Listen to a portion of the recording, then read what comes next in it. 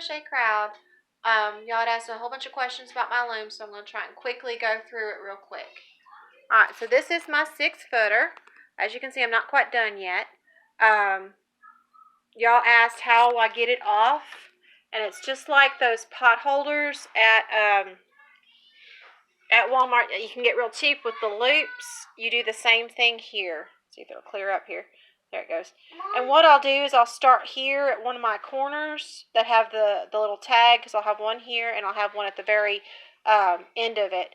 And you just loop it over, and then you draw this loop through, and you loop that over, and you draw the bottom loop through. It's just like your knitting looms for scarves. That's all. To end it, that's all you do is you just loop it over, and it's pretty much crocheting it across. And then I'll typically, once I'm done getting it all off, I'll single crochet a border around it just to make it look a little nicer. This loom is a 6-footer. I made it myself, so it's got all this very unsightly, unpretty carpentry, but I'm very proud of it anyways, because it's one I made myself. You know how it is. You make your own and you're very proud of it. It's pretty simple to do the weaving. I use a Nook hook. And what I'll do is, as you can see here, I've already gotten this, and you can see the weave. And so what I'll do with my Nook is I'll just go and do the next one. You go under, over, where the other one was over, under. So you just do the opposite of your last stitch, and you'll do it all the way. Oops. You'll do it all the way up. And hang on, I'll get it all the way up for you. Just give me a minute. Alright, you can see I took my Nook all the way through, all the way up there. So I'm going to go ahead and pull it through. This is where it gets a little tight. And you can see I've already tied it onto my yarn here. And hopefully with enough yarn to bring it all the way up. It's kind of knotted. I don't know why it knotted there. But it'll bring it up in through, as you can see it. So I'm not having to fight with the yarn. I just deal with the Nook, and that way I can also see where my stitches are, make sure they're correct, that type of thing. And then I just untie my Nook string, pull it up this way real quick, separate this out a little bit.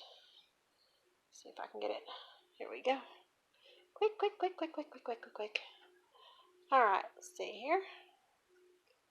Get it over like that. It's taking a little longer than I expected. There we go. Alright, so I just put it over the next, see the next nail that I haven't done it on? I just do it over the next nail, and I hook it back on this one over here, the next nail, like that, and then I'll tighten it. Let's see if I can get back enough that I can tighten it here. Let's see me tighten it. Then I'll tighten it up. And you'll see it, hopefully. Oops. That did not work. Hang on a second, let me fix it. There, it's better. Okay, and then what I'll do is I'll just take my little pick. I got this at the Dollar Tree, but you can go get a carding pick or whatever you want. And you just move it over so it's straight up and down. So the weave is straight up and down. And then you just tighten it as you need to. So it's straight up and down. Okay, and that's pretty much all you do. It's pretty simple. Like I say, you're supposed to have it straight up and down. Mine's bowing just a little on some of this, which is fine. You can still card it more or push it more over with your little pick. Now, for this loom, I have over 420 nails on it. You want to have the same amount of nails on each side. So you have 140 down here. So you'll have 140 up this side. And you'll also have 140 up that side. So, and you'll go all the way to the top with it. This is my 4-footer. I think we figured it was 95 nails across the top. So it's got over 300 nails on it. And as you can see, my daughter's been working on it.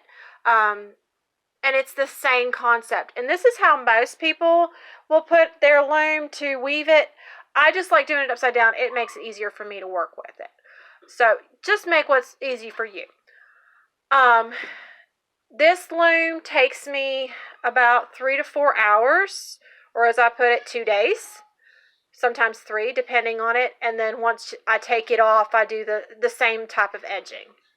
For my 6-footer, it takes me about 8 to 10 hours, depending on how I do the pattern. And I do the same thing. Do the crocheted edging around, take it off, do the crocheted edging around, and sometimes I'll put a nice border or I'll put a fringe.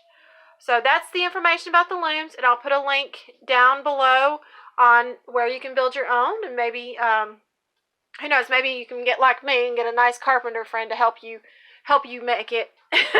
Or if you're a good carpenter yourself, like Mikey and Daniel, you can make it yourself. So have fun, enjoy, and see y'all soon.